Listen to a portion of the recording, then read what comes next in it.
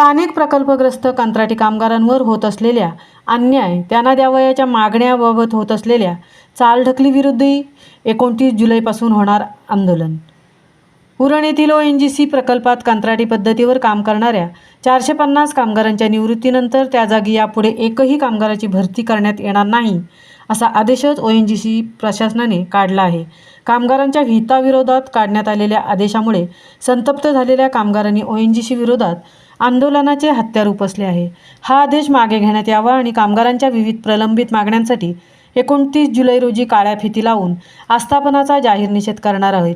तर यानंतरही ONGC प्रशासनाने दखल घेतली नाही तर ONGC स्थानिक प्रकल्पग्रस्त कामगार संघटनांच्या नेतृत्वाखाली आणि नागाव केगाव चांजे आदी ग्रामपंचायतीच्या पाठिंब्यावर आंदोलन सुरू करण्याचा इशारा मंगळवार दिनांक 23 रोजी आयोजित करण्यात आलेल्या पत्रकार परिषदेतून दिला आहे। उरण येथील ONGC प्रकल्पात विविध प्रकारच्या कंत्राटी कामात स्थानिक सुमारे 450 कामगार काम करत आहेत। ठेकेदार बदलला तरी तेच कामगार काम करत आहेत, मात्र त्यांना कायमस्वरूपी कामगारांप्रमाणे वेतन सोयीसुविधा उपलब्ध करून देण्यात येत नाहीत। यासाठी प्रकल्पातील मान्यताप्राप्त कामगार संघटनांकडून ONGC प्रशासनाविरोधात मागील अनेक वर्षापासून जोरदार संघर्ष सुरू आहे। मात्र काही कामगार संघटनांचे पदाधिकारी ONGC प्रशासन अधिकाऱ्यांचे बटीक बनल्याने अनेक वर्षापासून कंत्राटी कामगारांचे अनेक प्रश्न जैसे थेच आहेत। 2-3 वर्षात ठेकेदार बदलतात, मात्र अनेक ठेकेदार कामगारांचे PF, विमा, देणी मुदतीत न देताच पलायन करतात।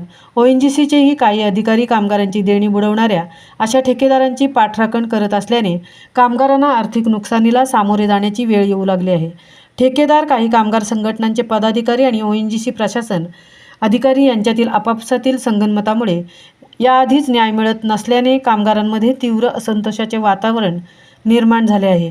यामध्ये ONGC प्रकल्पात कंत्राटी पद्धतीवर काम करणाऱ्या कामगारांच्या निवृत्तीनंतर त्या जागी यापुढे एकही कामगारांची भरती करण्यात येणार नाही, असा आदेशच ONGC प्रशासनाने काढला असल्याने ONGC प्रशासन आणि कंत्राटी कामगार यांच्यातच संघर्षाची ठिणगी पडली आहे।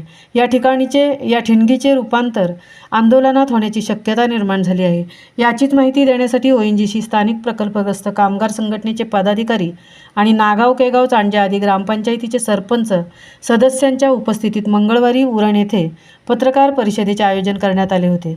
उरण येथील शासकीय विश्रामगृहात आयोजित करण्यात आलेल्या बैठकीत स्थानिक ONGC कंत्राटी कामगार संघटनेचे अध्यक्ष अनंत घरत, प्रवीण पुरो, नागाव सरपंच चेतन गायकवाड, केगाव सरपंच जगजीवन नाईक, चांजे सरपंच अजय म्हात्रे आणि ONGCचे कंत्राटी कामगार बहुसंख्येने उपस्थित होते। या आयोजित करण्यात आलेल्या पत्रकार परिषदेत अध्यक्ष अनंत घरत, प्रवीण पुरो यांनी ONGCच्या कंत्राटी कामगारांवर होणाऱ्या अन्यायाची माहिती दिली। कामगारांच्या विविध प्रलंबित मागण्यांसाठी आणि कामगार संघटना, ONGC, कामगार आयुक्त यांच्यातील लेखी झालेल्या फेअरवेल कराराची अंमलबजावणी करण्यासाठी संबंधितांशी अनेकदा चर्चा, बैठकाही झाल्या आहेत। मात्र यातून कामगारांसाठी काही एक निष्पन्न झाले नसल्यानेच 29 जुलैपासून आंदोलनाचा पवित्रा घेतला असल्याची माहिती पत्रकार परिषदेतून देण्यात आली। या आंदोलनात सक्रिय सहभाग घेऊन नागाव सरपंच चेतन गायकवाड, केगाव सरपंच जगजीवन नाईक, चांजे सरपंच अजय म्हात्रे यांनी जाहीर पाठिंबा दर्शवला आहे। त्यामुळे ONGC विरोधात कंत्राटी कामगार यांच्यातील संघर्ष शिगेला पोहोचणार आहे। महामुंबईसह दिनेश पवार, उरण। केली जाणार नाही, नक्की काय कायदा करण्यात आलाय?